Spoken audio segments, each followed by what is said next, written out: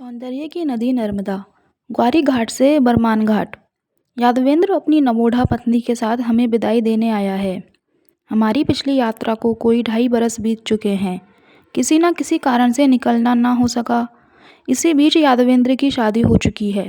अब वह हमारे साथ नहीं चल सकता। इसका उसे बहुत रंज है। उससे अधिक रंज मुझे है, क्योंकि जिस यादवेंद्र के बलबूते पर मैंने अभी तक की दुर्गम पदयात्रा की थी, मेरा वही विश्वस्त साथी अब मेरे साथ नहीं होगा। विदाई देने कांता भी आई है। छोटे भाई की पत्नी नीता और उनके 2 बच्चे नम्रता और अमित भी आए हैं। 9 बरस के अमित के उत्साह का तो क्या कहना। उसका बस चले तो साथ चले।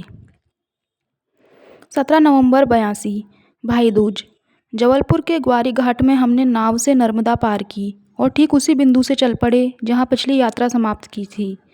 साथ आए स्वजन हमें देर तक देखते रहे, फिर लौट गए। इस बार हम 4 हैं। दुल्हानी और साठे मेरे छात्र हैं। पंडित नामक एक साथी और है। बहुत अच्छा दल बन पड़ा है हमारा। पंडित की मातृभाषा हिंदी है, दुल्हानी की सिंधी, साठे की मराठी और मेरी गुजराती। 4 भाषाओं के जल से माँ नर्मदा के पैर पखारने हम चल पड़े। 2 घंटे में तिलवारा घाट आ गए। यहाँ नर्मदा पर सड़क का पुल है। जब बाढ़ आती है तब डूब जाता है, लेकिन अब पास में ही नया पुल बन रहा है। यह बहुत ऊंचा होगा। यही नहीं, इस पर से नर्मदा के दक्षिण तट की नहर का पानी उत्तर तट को जाएगा। नर्मदा की नहर पार करेगी। रात सिवनी में रहे, सुबह चल दिए। लम्हेटी के पास नदी तट पर चट्टानें पसलियों की तरह उभर आई है। तीसरे पहर डुंडवारा पहुँचे। नर्मदा का प्रसिद्ध जलप्रपात धुआंधार यहाँ से पास है। यहाँ रात्रि विश्राम की व्यवस्था हो गई तो धुआंधार चल दिए। चौड़ी नर्मदा यहाँ हठात संकरी हो गई है और एक खंड में प्रचंड वेग के साथ गिरती है। दूर से ही जल बिंदुओं का धुआं सा उठाए दिखता है, इसलिए इसे धुआंधार कहते हैं। दूर से दबी दबी सी आवाज़ सुनाई देने वाली गड़गड़ाहट पास जाने पर कर्णभेदी घोष में बदल गई। यहाँ का तांडव देखते ही बनता है। चट्टानों पर मानो हजारों मूसल बरस रहे हैं। पानी बड़े वेग से गिरता, लहरिए बनाता और आगे बढ़ जाता। नर्मदा पर यहाँ मस्ती का कैसा अलबेला नशा छाया है। नदी में खूब पानी था और धुआंधार यौवन और जीवन से भरपूर था।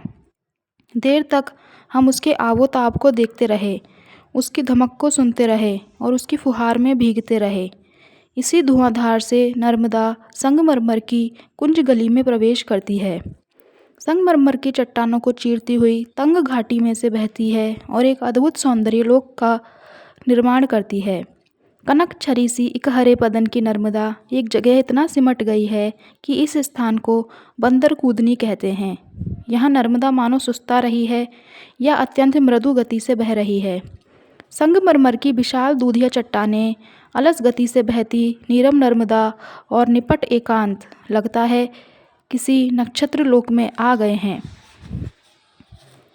धुआंधार में गुस्से में उबलती उफनती नर्मदा ने मानो यहाँ मौन की दीक्षा ले ली है। धुआंधार के गर्जन तर्जन के बाद यहाँ नर्मदा की शांत जलधारा मानो रौद्र के बाद शांत रस। चांदनी रात में यहाँ नौकविहार होता है, दिन को भी होता है, लेकिन दूधो नहाती रात को यहाँ सौंदर्य की कैसी लहाछेह वर्षा होती है। और कोई 3 किलोमीटर लंबा और सौंदर्य से छलकता यह स्वप्न लोक हमारे जबलपुर के पास है। नर्मदा ने जो किसी को नहीं दिया वह जबलपुर को दिया, अपने गले का हार। पंचवटी में यह सौंदर्य लोक समाप्त हो जाता है। यहाँ से चट्टानें खत्म। नर्मदा अब मिट्टी या रेत में से ही बहती है। भेड़ा घाट में मानो नर्मदा का पाषाण युग समाप्त हो गया है और बालू युग शुरू हो गया है। मज़े की बात यह है कि यहाँ संगमरमर के जिस भूखंड में से नर्मदा बहती है उसकी चौड़ाई मुश्किल से आधा किलोमीटर है। अब नर्मदा यदि थोड़ा दाएं या थोड़ा बाएं से निकल जाती तो कहाँ होता ये सौंदर्य और ये सौंदर्य लोक। नर्मदा पहले ऐसे ही करती थी। धुआंधार से उत्तर की ओर मुड़ जाती थी और 64 योगिनी मंदिर वाली टेकरी का लपेटा लगाती आगे बढ़ती। उसका सूखा चौड़ा पाट आज भी मौजूद है। तब कहाँ था यह सौंदर्य लोक और कहाँ था यह दिव्य लोक। लेकिन नर्मदा उन चट्टानों को शिल्पी की ललक ललक भरी निगाह से देखती जरूर होगी, और एक दिन उसने शुरू कर ही दिया उन्हें काटना, छाटना और तराशना। इसमें उसे लाखों वर्ष लग गए, क्योंकि चट्टानें फौलाद की थी और यह काम केवल बरसात में ही कर सकती थी। आखिर उसने अभेद्य संगमरमर को भेद कर अपनी राह बना ली और धरती पर स्वर्ग उतार कर रख दिया। इसलिए मैं कहता हूँ कि यह सौंदर्य लोक प्रकृति की देन नहीं है। प्रकृति का दिया रूखा चौड़ा पाट आज भी देखा जा सकता है। यह तो नर्मदा के अनन्य सौंदर्य बोध और उसकी सुदीर्घ सुदीर्घ तपस्या का सुफल है। यह उसके चित्त में उच्छल आनंद की मनभावन उपलब्धि है। डुंडवारा से चले तो थे सुबह तड़के, लेकिन नर्मदा के साथ साथ रमते बिलमते चल रहे थे, इसलिए दोपहर तक विशेष चलना नहीं हुआ। चलना तीसरे पहर ही हुआ। रात बगरई में रहे। यह मूर्तिकारों का गांव है। भेड़ा घाट में संगमरमर की जो मूर्तियाँ आती हैं वे यहीं से आती हैं। कुछ एक मूर्तिकारों को मूर्तियाँ तराशते देखा। उनकी आधी अधूरी मूर्तियाँ ज़्यादा सुंदर लग रही थी। सौंदर्य सादगी और सरलता में विराजता है। बहुत अधिक कारीगरी से कलाकृति दम तोड़ देती है। इसके बाद की रात धरती कछार में रहे। जिस ग्रामीण के बरामदे में रहे उसके घर की दीवार पर मृदंग टंगा था। मैंने कहा, जान पड़ता है यहाँ भजन कीर्तन होता है। उसने कहा, कल ही हुआ था, आज भी होगा। रात को बहुत से ग्रामीण जुटे। एक ने एक तारे पर बड़े अच्छे भजन सुनाए, दूसरे उसका साथ दे रहे थे। मैंने उनके स्केच उतारे और तारीफ़ की। तारीफ़ कुछ ज़्यादा ही हो गई। अब वे उठने का नाम ही नहीं ले रहे थे और इधर नींद के मारे हमारा बुरा हाल था। बड़ी मुश्किल से सोने को मिला। यहाँ से चले तो दोपहर को भीकमपुर पड़ा। एक जगह सुस्ताने बैठे तो कुछ ग्रामीण इकट्ठे हो गए। इनमें गांव का कोटवार भी था। मैंने हमारे बारे में संक्षेप में बताया और कहा कि हम एक साथ अखंड परिक्रमा नहीं कर सकते, इसलिए थोड़ी थोड़ी करके खंड परिक्रमा कर रहे हैं। फिर पूछा, सुबह धरती कछार से चले हैं, कितना चले होंगे? कोटवार ने कहा, यही कोई 5-6 मील। मैंने पूछा, मील या किलोमीटर? उसने कहा, मील और किलोमीटर एक ही बात है। तब तक और लोग भी आ गए थे। वे उन्हें हमारे बारे में बताने लगा।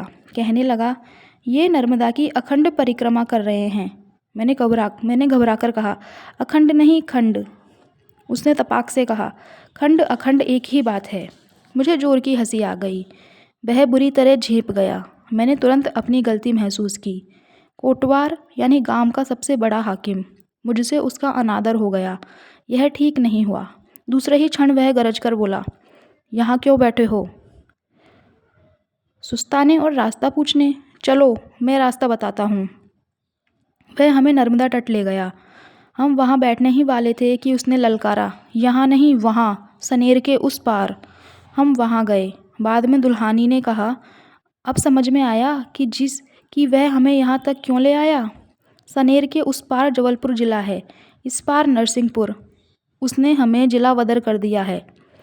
अपराध के साथ ही दंड। काश हमारा दंड विधान भी इतना ही त्वरित होता।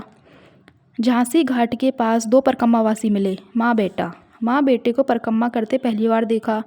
हम रात बेलखेड़ी में रहे। वे आगे निकल गए। माँ बेटे खूब चलते हैं। सुबह गांव में स्त्रियों को दही बिलोते देखा। नरसिंहपुर दूध घी का जिला है। अब यह दृश्य हमें रोज़ दिखाई देगा। दोपहर को झलोन घाट में विश्राम के लिए रुके। पास ही नर्मदा की रेत में 20-22 ग्रामीणों का दल था। साथ में बाजे गाजे भी थे। पता चला कि एक वृद्ध यहाँ से परकम्मा उठा रहे हैं। ये उन्हें विदा करने आए हैं। रात को ही आ गए थे, यहीं खुले में सोए थे। सुबह वृद्ध का मुंडन हुआ, कढ़ाई हुई, प्रसाद बटा और अब जाने की घड़ी आ गई। बाजे बजने लगे। एक एक करके सभी स्त्रियां नाची। अंत में वृद्ध भी नाचे। फिर बारी बारी से सभी ने उनके पांव छुए और रोने लगे। लेकिन वृद्ध सभी से कहते, नहीं रो नहीं, मुझे हंसी खुशी से विदा करो। मैंने कहा, आज तो हम अभी चले आ रहे हैं, लेकिन कल आपको मिला लेंगे। मैं जमुनिया में रुकूंगा, आपके आने पर ही चलूँगा। फिर चल पड़े। एक स्त्री ने रोते हुए कहा, आप उनका ध्यान रखना, वे मेरे चाचा हैं। जब सब चले गए तो गांव के एक लड़के ने कहा, आप उनके साथ ना जाना। क्यों? वे चमार हैं, मांस मगरा खाते हैं। रात मुआर के मंदिर के चौतरे पर काटी। काफ़ी ठंड थी। सवेरे चल दिए। थोड़ी देर में जमुनिया आ गए। वृद्ध के बारे में पूछा तो गांव वालों ने कहा कि वे चमार मोहल्ले में मिलेंगे। वहां गए। यह उनके दामाद का घर था, साफ सुथरा लिपा पुता। वृद्ध नर्मदा नहाने गए थे। अधेड़ उम्र के दामाद हमसे कहने लगे, मुझे भी लालच हो आया है, मेरा मन भी जाने को कर रहा है। बहुत अच्छा, ससुर दामाद का साथ रहेगा। लेकिन बड़े भैया कहते हैं कि ऐसे चुपचाप नहीं जाते, सभी रिश्तेदारों को खबर करेंगे, सबसे मिलकर जाना। तब कल या परसों निकलिए। पंचांग दिखाते हुए उन्होंने कहा, देखिए कल से पंचक शुरू हो जाएगा, पूर्णमासी तक निकलना नहीं होगा। तब तक वृद्ध नहाकर आ गए। हमें देखकर बहुत खुश हुए। मैं इनसे कहता हूँ कि मुझे रोको मत, लेकिन ये मेरी सुनते नहीं। आखिर यह तय हुआ कि दोनों पूर्णमासी के बाद निकलेंगे। गांव के और एक दो लोग साथ चलेंगे। तभी मुझे याद हो आया, ये चमार है। भिक्षा हम मांगते नहीं, पर यहाँ जरूर मांगेंगे। बरामदे में एक स्त्री दही बिलो रही थी। भिक्षा में हमने मट्ठा मांगा। घर के लोगों को आश्चर्य हुआ, बेहद खुश भी हुए। हमें देर ना हो इसलिए दो स्त्रियां मिलकर बिलोने लगी। रस्सी का एक छोर एक स्त्री के हाथ में, दूसरा छोर दूसरी स्त्री के हाथ में। इस रस्सा कस्सी को हम बड़े चाव से देखते रहे। मट्ठा पीकर आगे बढ़े। थोड़ी देर में बरमकुंड आ गए। नर्मदा के मोड़ पर और खूब ऊंचे कगार पर है यह। नर्मदा यहाँ से कितनी सुडौल दिखाई दे रही थी, मानो अभी तक वह दुबली पतली मुस्कुराती लड़की थी और अब सुडौल बदन वाली युवती हो गई है। धूप से नहाई नर्मदा को शुभ्र रेतीले पाट का परिधान खूब फब रहा था। गोरी रेत के पास नीली जलधारा हृदय माधुर्य से भर गया। हमारी पगडंडी नर्मदा में से ही है। जब रेत में से जाती है तब पैरों के नीचे रेत चुरमुराती है और चाल धीमी हो जाती है। जब कछार में लगे गेहूं चने के पौधों में से जाती है तो लगता है किसी बगिया में से जा रहे हैं। नदी तट की पगडंडी बनती बिगड़ती रहती है। जो ही पानी नीचे उतरा, इस नई मिट्टी में फसल बो दी जाती है और पगडंडी नीचे खिसक आती है। पगडंडी लोकगीत की तरह होती है। इसे बनाने वाला अज्ञात होता है, कोई एक इसे बनाता भी नहीं। यह समूह का सृजन है। रात सांकल में रहे। पास के घर के ग्रामीण ने हमें कंडे दिए। कंडे देखकर मैंने कहा, पंडित आज गाकड़ बनाओ। लेकिन पंडित को गाकड़ बनाना नहीं आता। तब वह ग्रामीण विस्तार से बताने लगा कि गाकड़ कैसे बनाए जाते हैं। थोड़ी देर तक तो उसकी पत्नी यह सुनती रही, फिर बोली, तुम क्यों नहीं बना देते? आज्ञाकारी पति ने तुरंत कंडे सुलगाए।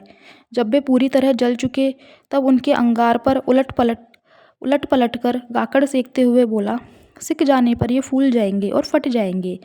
घी होगा तो खाने में और मज़ा आएगा। याद आया, एक दिन हम लोग जा रहे थे। रास्ते में एक पति पत्नी का साथ हो गया। बातें होने लगी।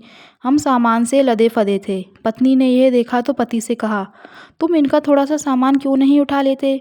आज्ञाकारी पति ने तुरंत हमारे झूले ले लिए। मेरा विचार है कि पतियों के सेवा कार्य के पीछे प्रेरणा प्राय पत्नियों की रहती है। अंगार पर गाकड़ सिकते देखकर मुझे लगा कि प्रकृति के बीच रहने वाला आदि मानव अपने खाद्य पदार्थ इसी प्रकार आग पर भूनकर खाता होगा। थोड़ी अतिशयोक्ति करके हम कह सकते हैं कि गाकड़ प्रकृति है, रोटी संस्कृति है और पूरी पराठे विकृति है। उधर कंडों पर गाकड़ सिक रहे थे, इधर स्टोव पर दुल्हानी दाल बना रहा था। दुल्हानी स्टोव जलाने से लेकर खाना तैयार हो जाने तक जुटा रहता, लेकिन साठे की दिलचस्पी केवल बघार में थी। करीने से मसाले निकालता, देर तक तेल में भूनता, फिर बघारता या छौंकता। एक दिन खीर बनाने का आयोजन हुआ तो वह इसे भी बघारने की तैयारी करने लगा। बड़ी मुश्किल से समझाया कि खीर को नहीं बघारते। वैसे उसके बघार के कारण भोजन सुस्वादु बनता था, पर मिर्च काफ़ी डाल देता था। एक दिन उसने ढेर सारी हरी मिर्च काटी। मैंने घबराकर कहा, इसकी आधी ही छोड़ना, लेकिन उसने आधी से भी कम मिर्च छोड़ी। उसकी आज्ञाकारिता पर मैं बहुत प्रसन्न हुआ, लेकिन थोड़ी ही देर में यह कहते हुए कि टमाटर डालने से मिर्च का तीखापन आधा रह जाएगा, उसने बाकी की मिर्च भी छौंक दी। घुघरी के पास चट्टानों में से बहती नर्मदा का शोर कितने दिनों बाद सुनाई दिया। यहाँ से पीपरिया मंदिर में आश्रय मांगा तो पंडित जी ने टका सा जवाब दिया, यहाँ कोई जगह नहीं है, कहीं कोई व्यवस्था नहीं हो रही थी और अंधेरा घिरने लगा। तभी एक वृद्ध आए और कहने लगे, चलो मेरे घर चलो। रास्ते में लोगों से कहते, पाहुने आए हैं, घर ले जा रहा हूँ। एक साधु को उन्होंने पहले से ही आश्रय दे रखा था। हम 4 को और ले आए। मैंने कहा, आप हमें बिल्कुल अपने से जान पड़ते हैं। उन्होंने कहा, इस संसार में कोई अपना नहीं। फिर रुककर बोले, और कोई पराया भी नहीं। है ना उलझन की बात। सुबह चले तो गरारू के पास नर्मदा चट्टानों में शोर करती मिली। समनापुर के बाद हथिया में यह संगमरमरी चट्टानों में से बहती है। अपने संगमरमरी लिबास में वह हमेशा अच्छी लगती है। रात चिनकी में रहे, सुबह चले तो धुआंधार पड़ा। छोटा धुआंधार, छोटा है तो क्या हुआ, है तो शेर का बच्चा। लहरों का वही एक दूसरे को धकियाना, छल्ले बनाना, उमड़ना घुमड़ना और चट्टानों को तराशना। दोपहर को पड़ी शेर नदी। नर्मदा से वह कैसी चुपचाप मिल रही थी। दोनों रेत में बहती हैं, इसलिए कोई शोर नहीं। पानी इतना साफ है कि यदि धूप में झिलमिलाता ना होगा तो नदी में पानी ना होने का धोखा हो सकता था। हम भोजन से निवृत्त हुए ही थे कि परकम्मा वासियों का एक दल आया। उसमें 2 स्त्रियां भी थीं। खाते पीते घर की जान पड़ती थी। पता चला कि दोनों बहनें हैं, अमरकंटक से चली हैं। बेलखेड़ी में चातुर्मास किया था। मैंने पूछा, रास्ते में कोई तकलीफ? बड़ी बहन ने कहा, कैसी तकलीफ? मैया ने हमें फूल की तरह रखा है, वे यहीं रुकेंगे। सोएंगे कहाँ? उनके एक साथी ने कहा, ये बहनें साथ में हैं, इसलिए ऊपर कुटी में चले जाएंगे, वरना यहीं रेत में सो जाते। ऐसी ठंड में? ठंड अभी पड़ ही कहाँ रही है। हम ठंड से परेशान हैं, ये कह रहे हैं कि ठंड शुरू ही कहाँ हुई। इस दल में भी वे माँ बेटे नहीं थे। खूब चलते हैं। शाम को सतधारा पहुँचे। चारों ओर चट्टानें छितरी हुई थी। कहीं कहीं ऐसा लगता था मानो नदी में कुंड बन गए हों। अत्यंत मनोरम दृश्य था। यहाँ नर्मदा पर सड़क का पुल है। बहुत कम पुल ऐसे सुंदर स्थान पर होंगे। थोड़ी ही देर में शाम हो गई और अंधेरा फैलने लगा, लेकिन यहाँ से बरमान ज़्यादा दूर नहीं, इसलिए अंधेरे में ही आगे बढ़े। आकाश के कछार में तारों के पौधे निकल आए। दूर मंदिरों से आरती का स्वर सुनाई देने लगा। आखिर अंधेरे में ऊंची अटपटी और खड़ी कगार चढ़कर धर्मशाला पहुँचे। वहाँ पहले से ही बहुत से परकम्मावासी ठहरे थे और एक भी कमरा खाली नहीं था। आखिर एक वृद्ध भिक्षु ने हमें अपने कमरे में ठहरा लिया। हमें विश्वास था वे माँ बेटे यहाँ जरूर मिलेंगे, क्योंकि आज हम कोई 20 किलोमीटर चले थे, लेकिन वे यहाँ भी नहीं थे। ओह, वे चलते हैं या उड़ते हैं?